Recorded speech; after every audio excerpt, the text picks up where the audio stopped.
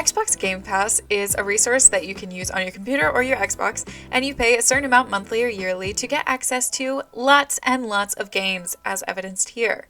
I decided I would try it for a month and see what it's like, if I think it's worth the price, and if I could find any new hidden gem games that I would consider purchasing for the full price.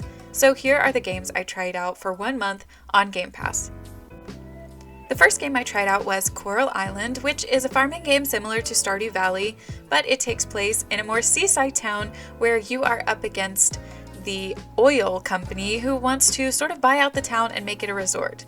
I really enjoyed this game, but I actually stopped playing it because I didn't want to get too invested in my save file because I knew it would be gone after Game Pass ended. I think this would be a good game if you are going to buy Game Pass for an extended amount of time, or perhaps you keep it up yearly, but for someone who is only getting it a month, this is not a game to play for that. However, if you like farming games, if you like a game with story and romance and just a general cozy vibe, I think this is for you. I put it on my wish list to buy for real, so there are pros and cons to getting it on Game Pass, but overall, I actually really did enjoy the game, and I think a lot of people should check it out.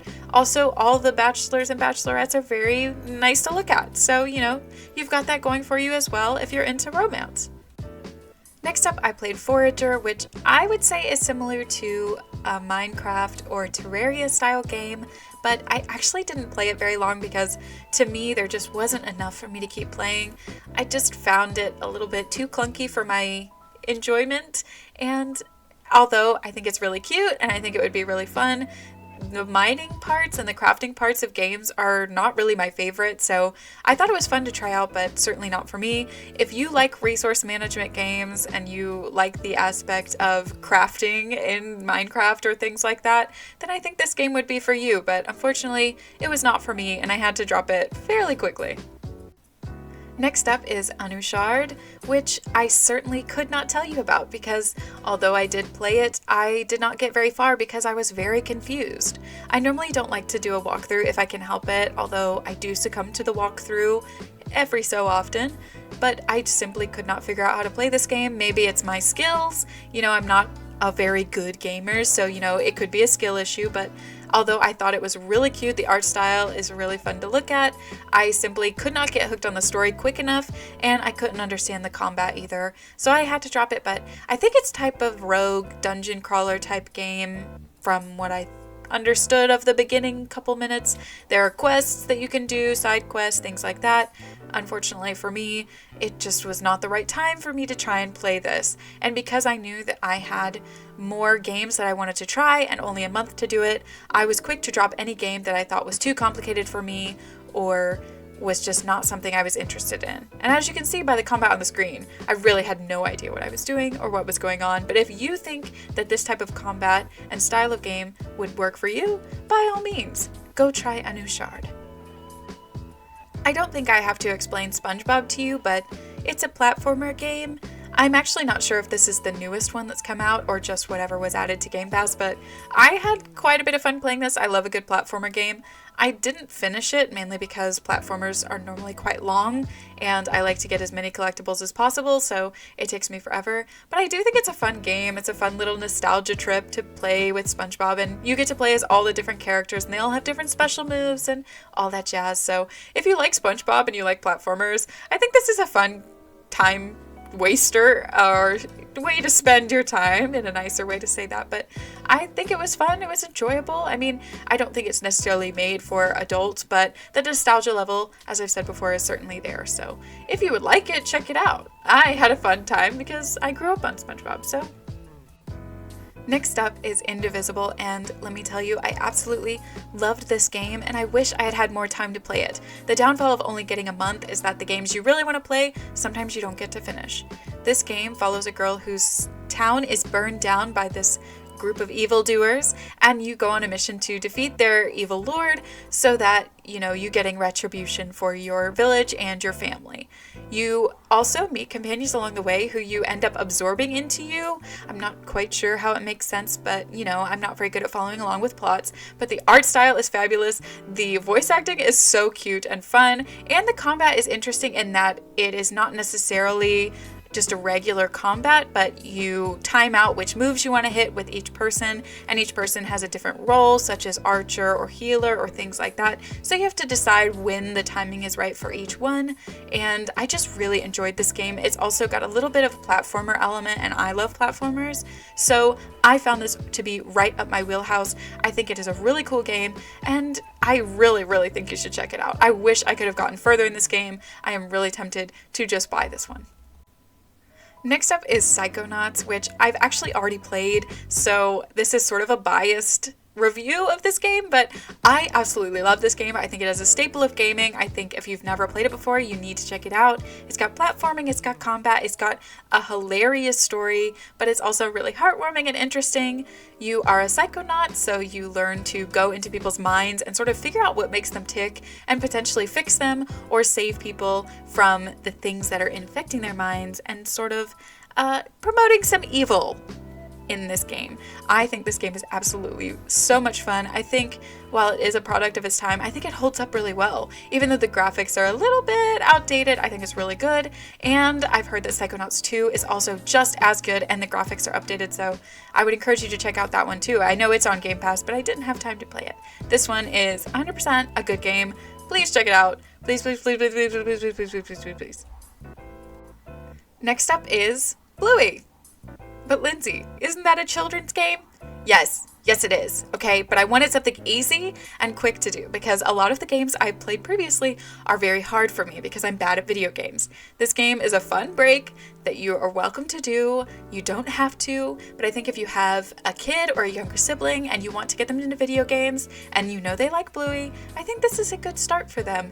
The graphics are sometimes iffy. I think the production value could have been a little bit better, but I think it's a cute story and it's a pretty good fun collectibles plus mini games plus the story. There's a little bit for every piece of gaming to get someone interested in gaming or to just learn more about it. Did I get every single achievement in this game except for one? Yes, I did. Why? I don't know, but I just started playing it and I couldn't stop. I'm not even a huge fan of the gameplay in this game. I just couldn't stop, okay? That's how much I had to keep playing this game. I need you to understand. It is not my fault that I almost 100%ed this game, okay? Switching gears to something a little more adult, a little more involved, I played Venba, which I'm sure you've heard about. It is very popular lately. It's a fairly quick game about this family of Indian immigrants who come to America and their struggles, and the aspect that is more gamified is the cooking, which is sort of a puzzle of figuring out the order and the exact thing you need to do to make the food. I loved this game. I thought it was so fun. I thought the story was really heartwarming, and I actually got really emotional, and I didn't expect to get so emotional over a video game. Video games continually surprise me with how heartfelt they can be and how gripping they can make it become and how invested you can feel. I think you should definitely check this out. It might not be exactly gameplay heavy, but I think it's certainly worth it for the story. I don't think all games need to be shoot 'em ups, you know? And so I think this one is definitely a fun one to check out. The next one I tried was Thirsty Suitors, and this is one of, if not my favorite game that I tried on Game Pass this month, because I don't know why, but this story and the gameplay just totally clicked with me. The music in this game is absolutely breathtaking. There's sort of a Tony Hawk's Pro Skater 2 vibe because of the skateboarding you can do in the game. Plus, you are battling your exes. Not necessarily your evil exes like Scott Pilgrim, but you are battling your exes and reconciling because it may turn out that you are the evil ex. There is a cooking portion to this. It is absolutely so funny, but also really heartfelt, and it really shows how you can make mistakes and become a better person. You can change who you are or you can stay the same, and it's really up to you how you make amends with people who it seems like you've messed up, and how you recognize that other people may have hurt you as well. I mean, it is really heartwarming, but also really fun, and I think people who created this game did a wonderful job in incorporating all these different aspects to make a really fun game. So if you are looking for a fun gameplay or you're looking for a good story, then I suggest you check out Thirsty Suitors. Next, I played Infinite Guitars, which is sort of a rhythm game and a fighting game and a character-driven game, and it was pretty cool. I thought it was a little bit too complicated for me, the different ways that you need to do combat, and although I love rhythm games and I was really excited to play it, I just found myself kind of confused on what I was still doing in certain areas and why I was doing certain things or why I was fighting all this stuff. Maybe if I had played a little bit longer, I would have discovered that, but it didn't really hook me as much as I wanted it to at the very beginning, and I think that was sort of its downfall because I only had a month to play. And while it might not be the downfall if I had all the time in the world to play, currently, with a month, I just thought it was a little bit too slow on the pickup and I wanted to try out other games, so that was where I ended up ending with that one. But I did love the rhythm game portion. I thought it was perfect and I had a lot of fun doing that part. Next, one of the best games I played was Turnip Boy Robs a Bank. This is the sequel to Turnip Boy Commits Tax Evasion, which I hadn't played, but I didn't really feel like I was missing out too much, even though I only had access to this one. I thought it was a really fun style of game. I'm not even sure what it's called, but you keep going back into the bank over and over, but you get upgraded items. That way you're able to progress further. I thought it was so much fun. The characters are so cute and funny, and I just had an absolute ball playing it. I wish I had had more time to play it, and I really encourage you to give it a try. And it made me want to play the first game, so maybe I'll have to do that too. The last game I played was Hi-Fi Rush. I have heard great things about this game, and they were all correct. It's a beat-em-up style game with rhythm-based elements. The more you hit to the beat, the better score you get and the more damage you do. It was so much fun.